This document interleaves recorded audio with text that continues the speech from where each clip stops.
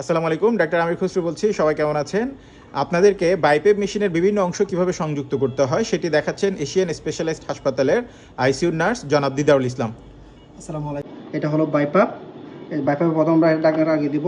দেওয়ার পরে এই হিউমিডিফায়ারটা আমরা এখানে মেশিনের সাথে অ্যাডজাস্ট করব।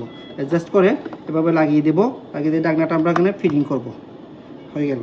তারপর আমরা কি করব, একটা অক্সিজেন আমরা সিলিকন পাইপ আছে, সার্কিটটা আমরা এখানে পিছনে একটা লাইন আছে, লাইনটাতে আমি কী করবো, এটাতে আস্তেভাবে এবার লাগিয়ে দেবো সুন্দরভাবে।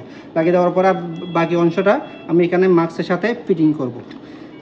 এভাবে লাগিয়ে দিচ্ছি, হ্যাঁ, এই যে আস্তেভাবে লাগিয়ে দিচ্ছি। এখন আমরা একটা অক্সিজেন পাইপ আছে, দেখেন আপনারা, দেখুন একটা অক্সিজেন পাইপ আছে। অক্সিজেন পাইপটা আমরা সুন্দর করে, আমাদের একটা অক্সিজেন পাইপ থাকবে এখানে সাথে। অক্সিজেন পাইপটা আমরা একভাবে আস্তেভাবে লাগিয়ে দিব। লাগিয়ে দেওয়ার পরে বাকি অংশটা আমরা অক্সিজেন মিটারের সাথে অ্যাডজাস্ট করে আমরা যতটুকু অক্সিজেন প্রয়োজন তাকে আমরা দিব।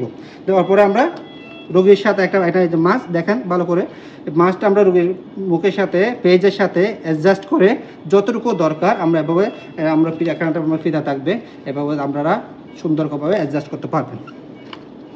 এখন আমরা সাথে সাথে দেখবো, এখানে আমরা লাইন দেবো, যে পাওয়ার সুইচ অন করবো।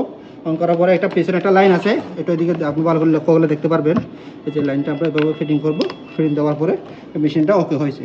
Thank you.